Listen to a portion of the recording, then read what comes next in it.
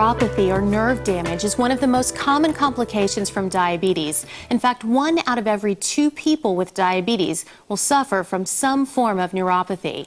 To better understand neuropathy, we are joined by Dr. Aaron Vennick, professor of medicine at the Eastern Virginia Medical School and director of the Strelitz Diabetes Research Institute. Welcome, Dr. Vennick. It's a pleasure to be here, Nicole. Can you tell us what is neuropathy? The word itself means neuro refers to a nerve, and opathy or pathology is damage to the nerves. Now, in the human body, you have nerves that fulfill voluntary functions. We call them somatic nerves, like moving an arm, feeling sensation, feeling hot, cold, temperature, and so forth. Those are somatic nerves. You also have autonomic nerves, involuntary nerves. These fulfill the involuntary functions of the body. For example, how your pupil constricts when you're exposed to light, how your bowel functions, and how your bladder functions, and so forth. So damage can occur to any one of these nerves.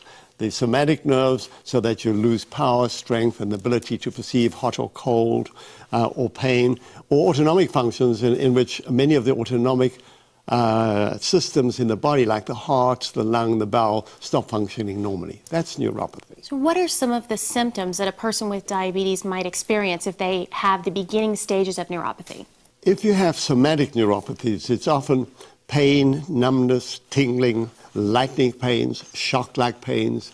But in addition to that, you may have negative symptoms, the sort of things that people don't perceive, changes in the texture of carpets that they're walking on. For example, you walk from the bathroom, which is a tiled floor, into a carpeted bedroom floor, and you cannot tell the difference. You put your foot in a bath and you can't tell that the water is hot. You don't have to know that you have diabetic neuropathy to suffer its consequences, and that is why often we detect it in people by examining them, even if they're not aware of the symptoms.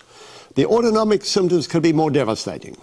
Anorexia, loss of appetite, nausea, vomiting, explosive bouts of diarrhea, constipation, inability to control your bladder, severe constipation that goes with sexual dysfunction in the male, such as erectile dysfunction, a dry vagina, and painful intercourse in the female. So why is it that diabetes causes neuropathy? There are multiple ways into what affects a nerve. A nerve is a living tissue. It needs a fuel supply. It also needs a very adequate blood supply, and it also needs to be protected from too high a sugar, too high a fat level, and needs to be protected from what is called immune destruction. By immune destruction, the same process that destroys the pancreas of a person with type 1 diabetes, the beta cells of the pancreas that make insulin, you can get a destruction of nerves in your body.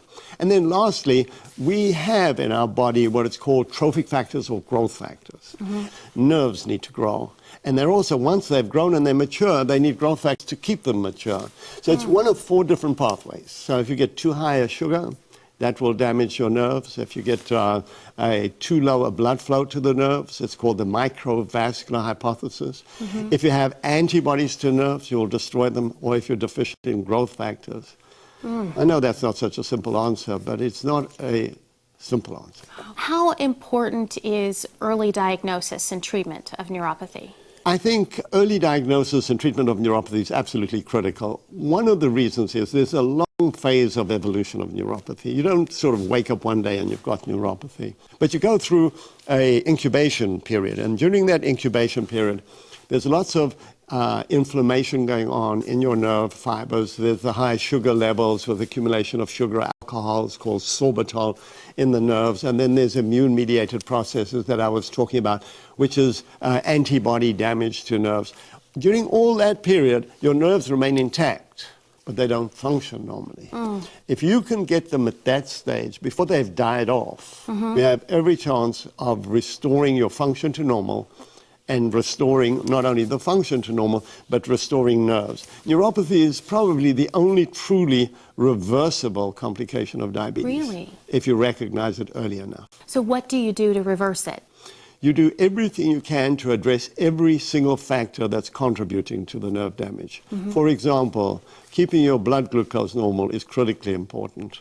So most recently, in a study we've just completed and we will be presenting at the national meeting meetings in June, we've shown that if you use statin drugs, certain statin drugs, you improve the symptoms and you can actually improve nerve function and objective measures of nerve fibers. Oh. In diabetes, there are many different forms of neuropathy. You know, there are the proximal neuropathies, which means like your thighs and your shoulders are affected, that become weak and have pain. And then the distal ones, the ones down in your feet, and the autonomic neuropathies and different nerve fibers. These different neuropathies have different causes. So if it's immune mediated, I can use immune therapy and get you better very quickly. I may be able to get you better within just a few weeks if I recognize what the cause is. Thank you so much, Dr. Vinnick.